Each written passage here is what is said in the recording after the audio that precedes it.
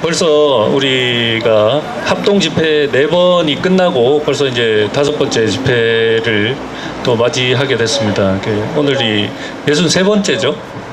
4번째입니까? 네.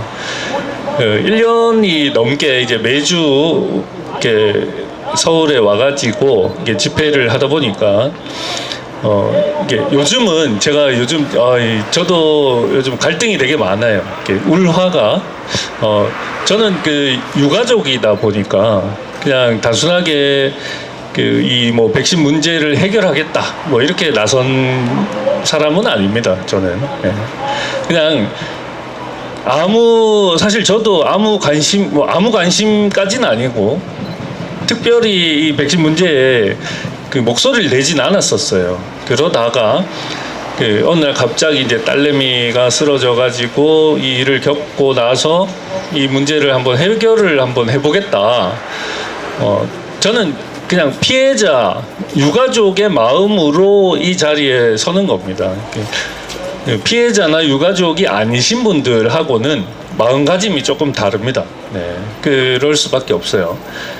저는 고등학교 2학년 이제 17살 이제 딸을 잃었는데 하나밖에 없는 이제 자식을 잃은 사람이 제가 뭐 여기에 나와가지고 이거를 잘못을 뭐 바로 잡고 이게 백신 뭐 부작용의 진실을 밝히고 이게 사실 별로 의미는 없거든요. 저한테는 그렇습니다. 네. 여기 뭐 코펜저 분들도 많이 와 계시지만 저렇게 이게 정의로운 마음으로 이 잘못을 바로잡고 국가가 잘못된 길을 가는 거를 뭐 바로잡겠다, 우리 국민들의 권리를 뭐 이렇게 되찾겠다 하는 사실 그런 마음으로 이 자리에 나선 건 아닙니다. 정말 이거는 겪어보지 않으면 알 수가 없는 그런 문제거든요.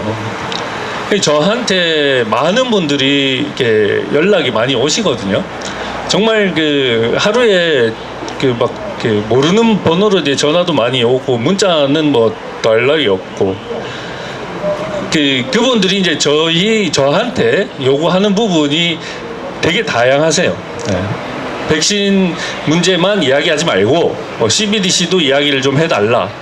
뭐 디지털 아이디 이야기 해달라. 뭐 어떤 분은 뭐 트랜스휴먼 뭐 이런 이야기를 해달라 이렇게 말씀을 하시는데 저는 지금까지 제가 살아온 세월이 저는 저희 딸내미한테도 저는 딸내미가 백신 안 맞기를 바랬거든요. 예, 맞지 말자. 저희 집 사람은 아직도 접종을 안 했어요. 저도 접종을 계속 미루다가 직장에서 어쩔 수 없이 이제 저만 빼고 이제 다 맞았고 또 제가 하는 일이 이제 뭐 간담회나 이런 여러 가지 일을 하는 거라 보니까 이제 호텔이나 이런 데 출입을 자주 해야 되거든요. 세미나도 많이 열고 하니까. 어쩔 수 없이 일을 하기 위해서는 어쩔 수 없이 접종을 할 수밖에 없었고 제가 접종을 하다 보니까 딸내미가 또 접종을 하겠다는 거를 말릴 수가 없는 거예요. 왜냐하면 저는 항상 저희 딸내미한테 스스로 선택을 해야 된다. 스스로 선택을 하고 그 선택에 대한 책임은 네가 져야 된다. 항상 그렇게 가르쳐 왔거든요.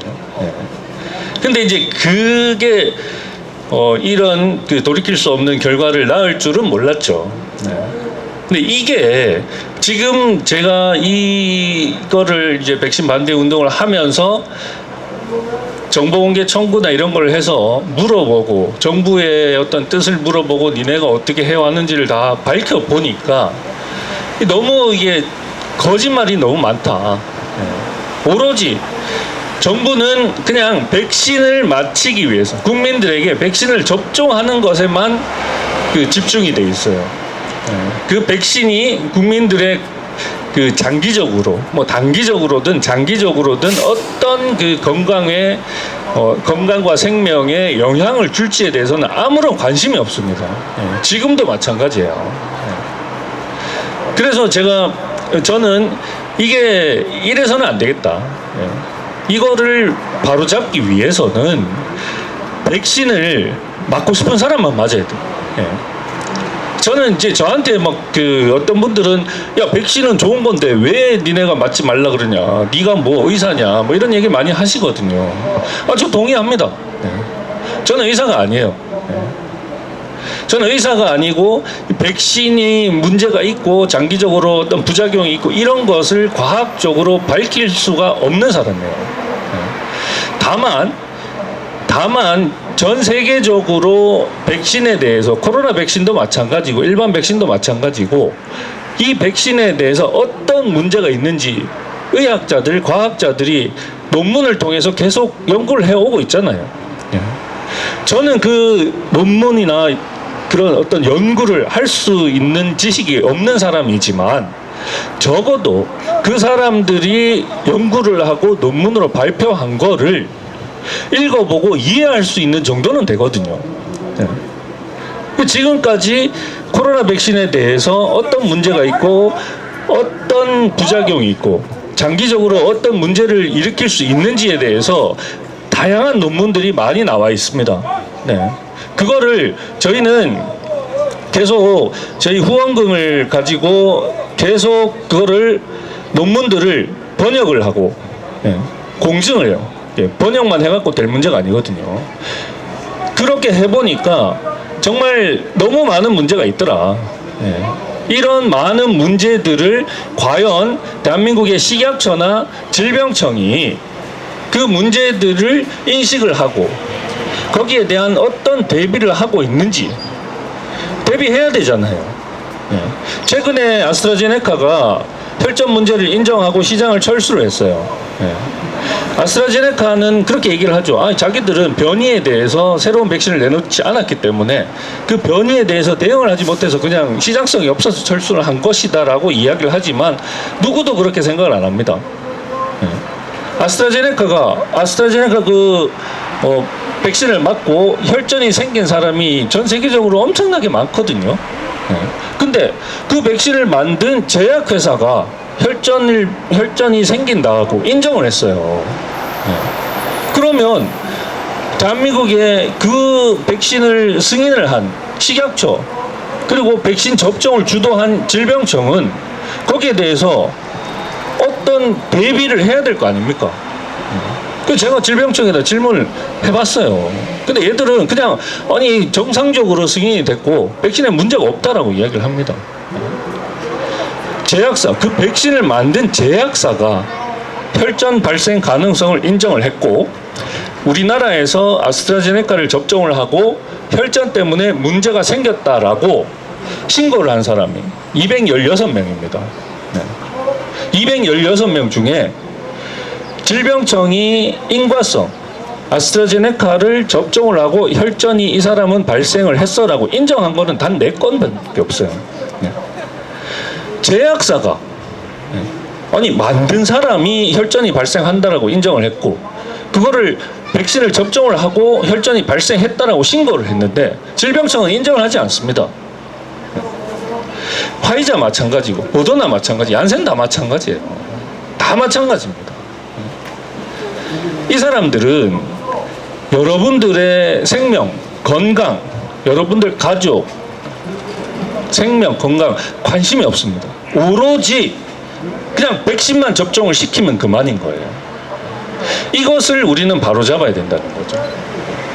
이렇게 대한민국 일개 전 세계에 수백 개의 국가가 있는데 전 세계에 이렇게 많은 국가들 중에 한 나라예요. 한 나라가 그냥 정부 정책으로 백신을 국민들에게 강제로 접종을 합니다.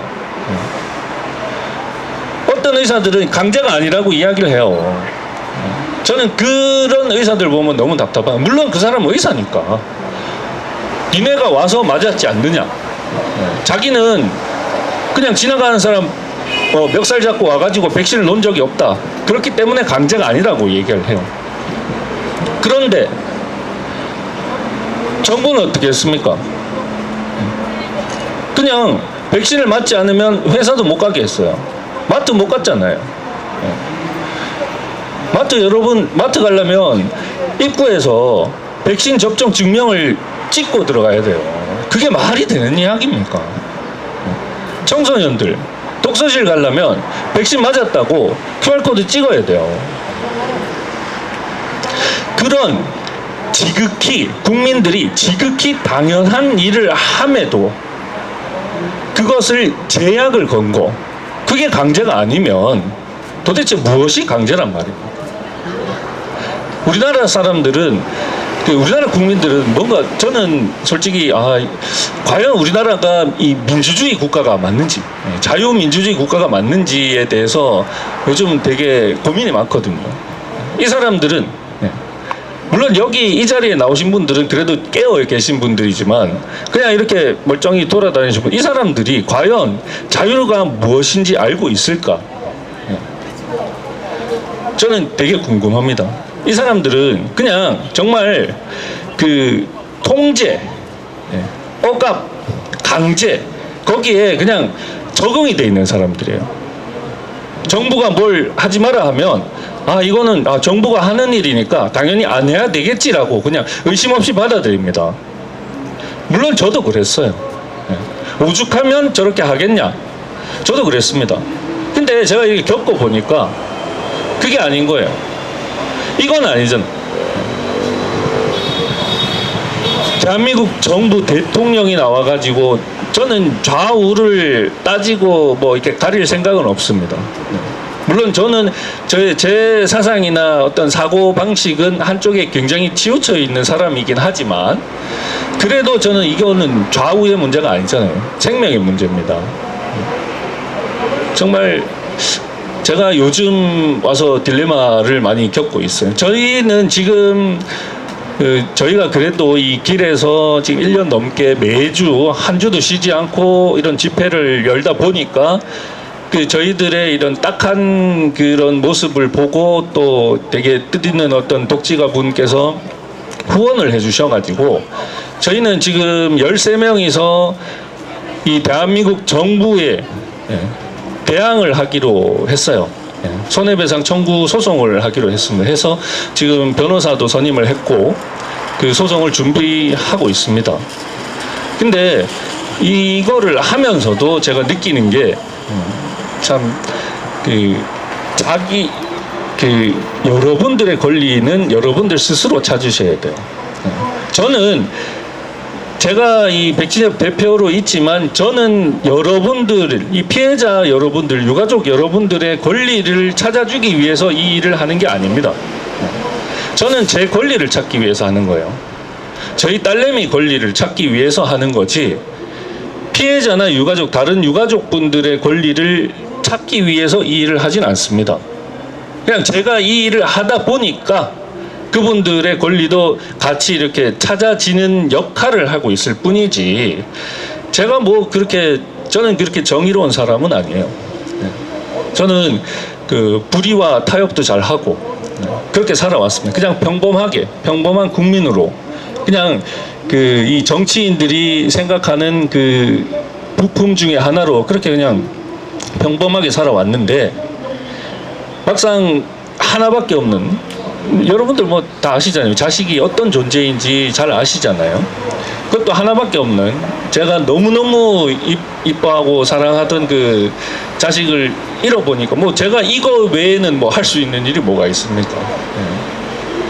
저는 그냥 뭐 이 세상을 살아갈 의지도 잃었고 뭐 하고 싶은 일도 없고 뭐 제가 예전에 뭐 저도 되게 자유분방하게 살아왔던 사람인데 그런 걸 뭘 하려고 하니까 지금 와서 하려고 하니까 내가 우리 딸내미도 없는데 내가 이걸 해서 뭐해 하는. 여기 우리 이 백진엽의 핵심 분들은 대부분 자녀를 잃은 분들이기 때문에 이 마음을 잘 아실 거고 그나마 저희같이 유가족이 아닌데도 불구하고 이렇게 자리에 나오셔가지고 스스로의 권리를 찾겠다고 이 진실의 목소리를 외쳐주시고 그렇게 하시는 분들이 저는 되게 정말 대단하신 분들이다. 저는 그렇게 생각합니다. 저희가 저희는 당연히 해야 될 일을 하는 거고 정말 여기 오신 피해자 아닌데도 불구하고 이렇게 뭐 커펜조 분들도 마찬가지고 우리 코진연, 학인연 저는 이분들이 정말 존경을 받아야 되고 박수를 받아야 되는 분들이다. 저는 그렇게 생각합니다. 다만 피해자임에도 불구하고 말로는 억울하다, 권리를 찾아야 된다 이렇게 말씀을 하시지만 행동은 잘 안 하시는 분들이 많이 계시거든요. 물론 시간이 많이 지났고 지치고 저도 정말 지쳤거든요. 저도 그 밤에 잠을 거의 못 자요. 잠을 못 자고 뭐 낮에는 직장 생활하고 주말에는 여기 나와가지고 이거 하고 하다 보니까 뭐 1년 넘게 이제 하루에 왕복만 그 버스 타는 것만 8시간이거든요. 그러니까 집에 가면 녹초되고 또 집에 가서 또 새벽까지 또 영상 편집하고 평일에는 또 정보공개 청구하고 논문 번역하고 이게 제가 하는 일이 되게 많다 보니까 정말 저도 많이 지쳤습니다. 이제는 정말 그냥 이게 생활이 돼가지고 그냥 주말에 그냥 시간 되면 오는 거고 이렇게 하지만 정말 몸이 많이 지쳤어요, 저도. 근데 여기에 이 동기부여를 할 만한 이슈는 점점 사라지고 있고. 다만 저는 어쨌든 제가 뭐 우리 딸내미의 권리를 제가 찾지 않으면 누가 찾아주겠습니까? 여러분들도 마찬가지입니다. 피해자분들 직접 나서서 억울함, 진실을 외쳐주셔야 되고 그리고 특히 유가족분들은 뭐 있습니까? 유가족들은 저는 정말 좀 꾸짖고 싶어요. 모아놓고 그냥 유가족들 좀 뭐라 하고 싶어요. 하지만 그분들의 그 심정을 저는 뭐 누구보다 더 잘 이해하기 때문에 그냥 뭐 제 할 일만 열심히 하고 있습니다. 오늘 뭐 쓸데없이 이렇게 주절주절 이렇게 말이 많았는데 저는 제 권리를 찾기 위해서 이 일을 하는 것이고 여러분들은 여러분들의 권리를 찾기 위해서 여러분들 스스로 움직이셔야 된다. 저는 그렇게 생각을 합니다. 아이고 또 이게 그래도 이번 주에 이게 저는 되게 많이 안 오실 줄 알았는데 또 많이 참석해 주셔서 너무너무 감사드립니다. 감사합니다.